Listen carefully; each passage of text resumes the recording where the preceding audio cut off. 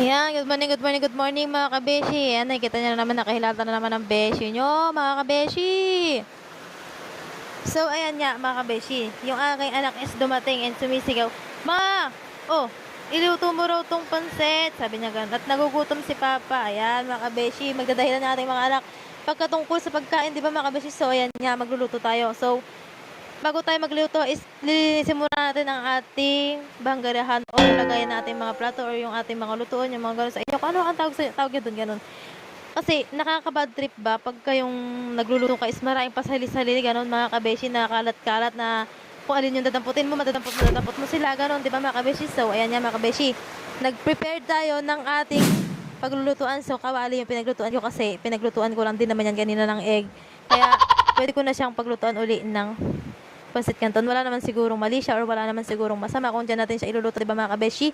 So, ayan nga, hihintayin natin siya kumulo mga kabeshi, and katatapos lang natin kumain yan mga kabeshi. Wala pa sigurong 1 hour, ganun, or ilang minuto pa lang, ganun, or basta alam niyo mga kabeshi, pinagluluto tayo agad ng makakain. Ano ba yan? Pag nasa bahay ka talaga at tapos laging nag-uulan, ganyan, puro pagkain ang nasa isip mo. Sinong ganyan mga kabeshi? Sinong relate dyan? Yung pag wala kang ginagawa is parang lagi ka na lang nagugutom, gano'n. Gusto mo yung maghiga ng maghiga is babangon ka, kakain ka na lang, gano'n. Yung tipong parang kung kailan nag-uulan or walang matrabaho, yun ka, parang doon ka pagod na pagod, yan mga kabeshi. So, yan yan mga kabeshi, luto na.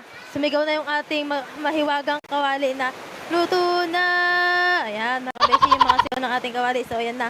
Tinransfer na natin siya sa ating plato mangkok. Ano, yun, basta yung plato mangkok, yan mga kabeshi.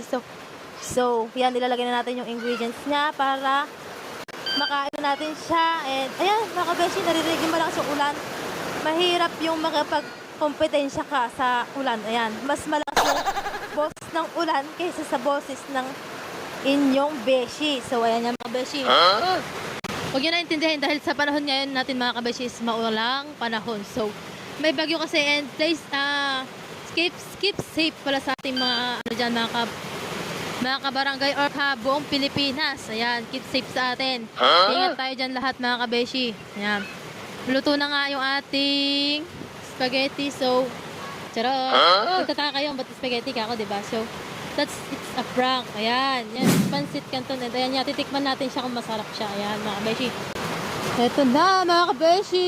Matitikman na natin yung ating pansit canton. Gusto ko sana, mga kabeshi, yung medyo may spicy siyang kasama. Kaso, hindi man spicy. Katanga ko kasi, hindi kasi ako nagbabasa ng laman nung sulat nung pansit canton. Basta niluto ko na lang. Ayan mga kabeshi.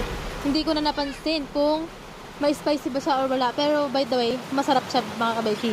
Approve siya. Dahil syempre, sino ba naman yung magluluto ng hindi masasarap na sa niluto, di ba mga kabeshi? So, ayan nga mga kabeshi. Titikman pa natin. Pangalawang round pa mga kabeshi. Ayan, o. Di ba mga kabeshi? Panoorin nyo ba kung paano kumain ng beshi nyo. Ayan. Siyempre, tuwang-tuwa or and dito mga kabeshi, papatikim natin yung ating luto sa ating jusawa. And finally, natuwa siya sa ating luto mga kabeshi.